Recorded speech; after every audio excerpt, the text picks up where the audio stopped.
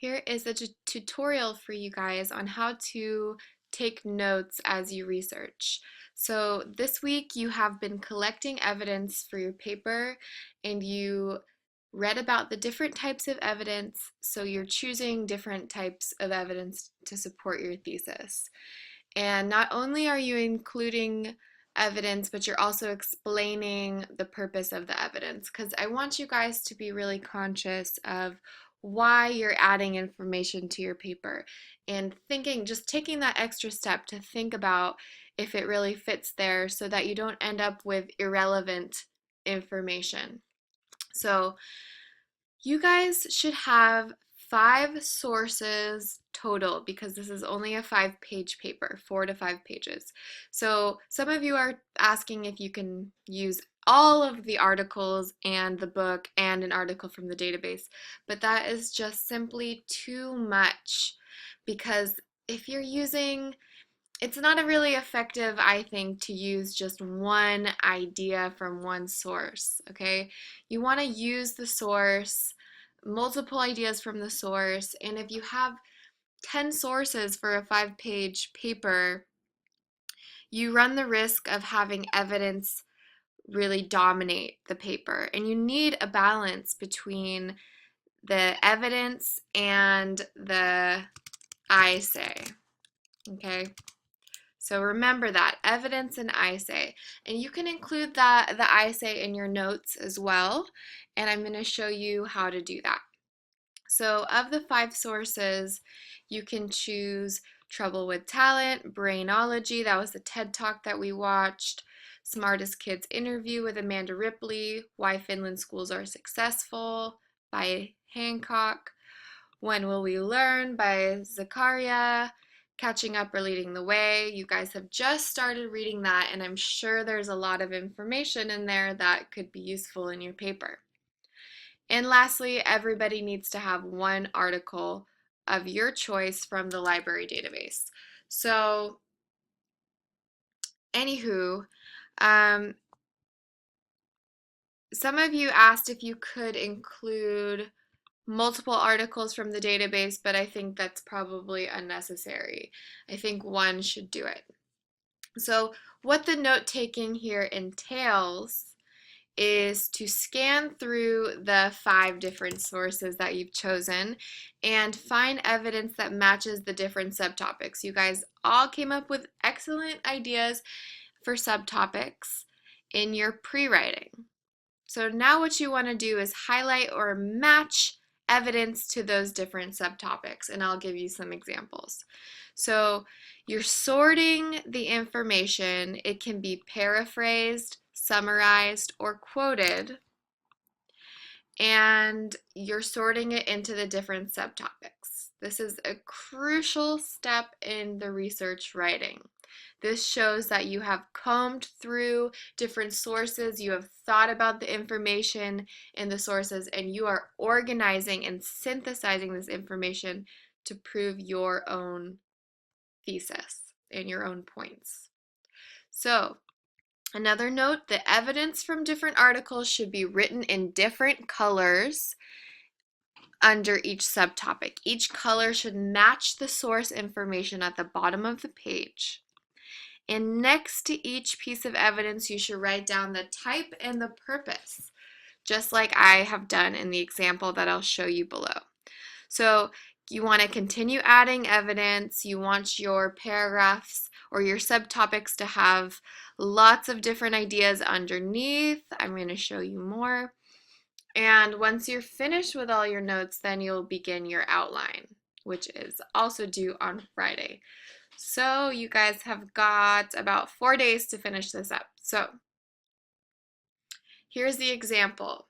So here's my thesis statement at the top. My thesis statement, it's going to be different than yours because you guys have already written a paper about this.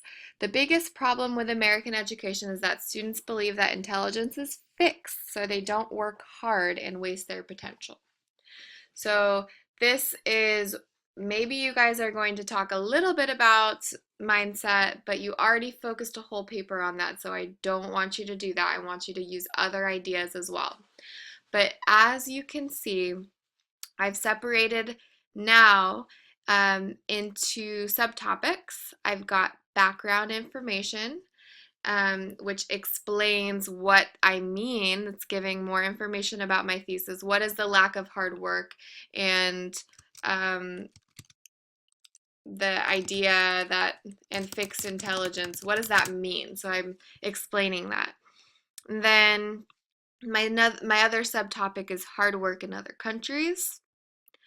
Another one is the effects of no hard work on American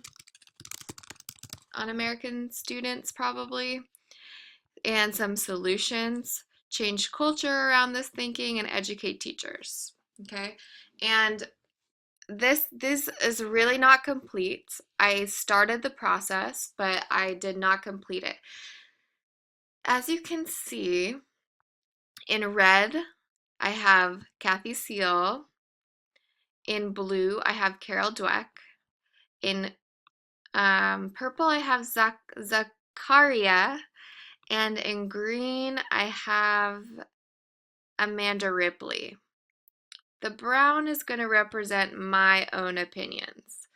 And you're probably thinking, why do we have to do this in different colors? Why?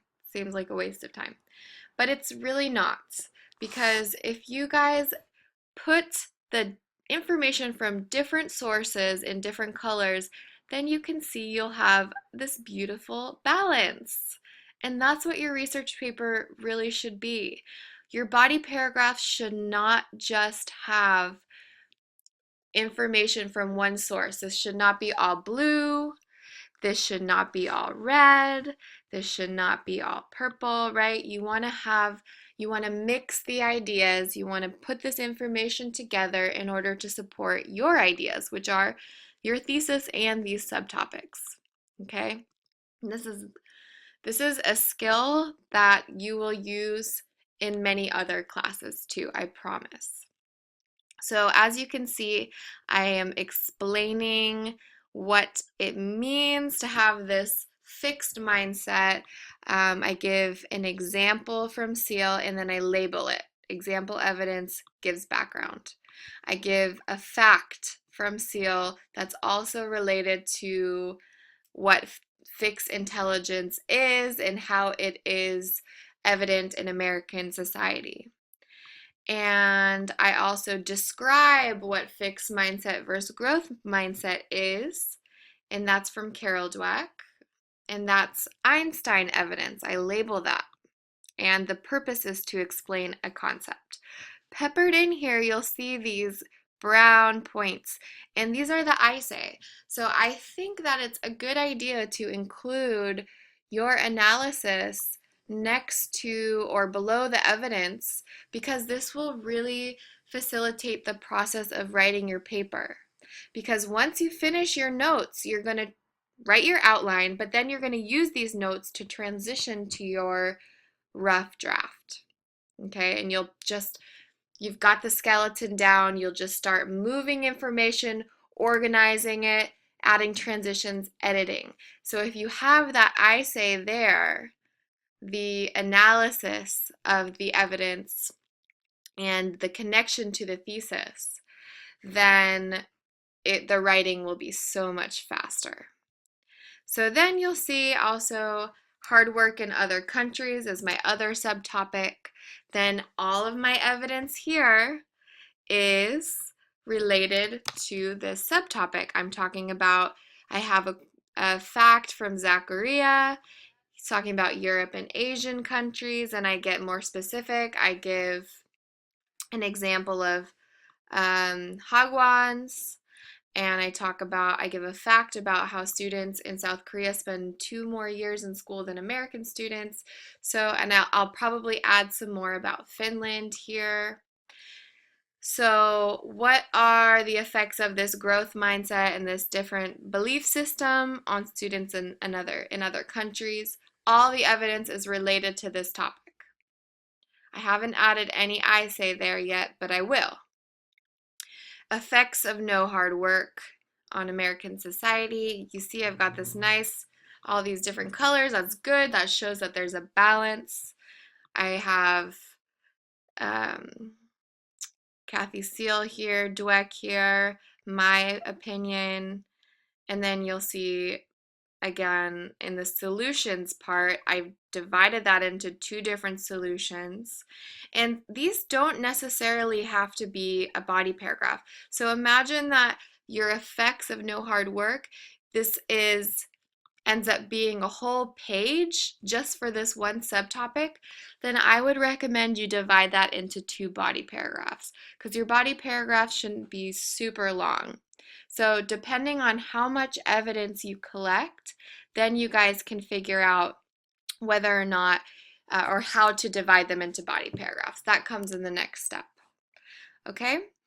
And then just to see below, you're going to have to do a works cited. And so I'd like for you to, for each of the sources that you use, fill this out thoroughly. I didn't do it because I want you to do it.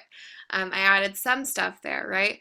But you will need probably the URL. You're going to need information about the source, the publisher, the date, all these things you need for your works cited. So make sure you note these things down. And remember, different sources, different colors, and those evidence from those sources in that color written on your notes. So this example will be up on the Moodle for you to use. Try to collect your own evidence. Make sure you use evidence from another source, from Catching Up or Leading the Way too. I think that's probably pretty smart. And good luck. Let me know if you have questions.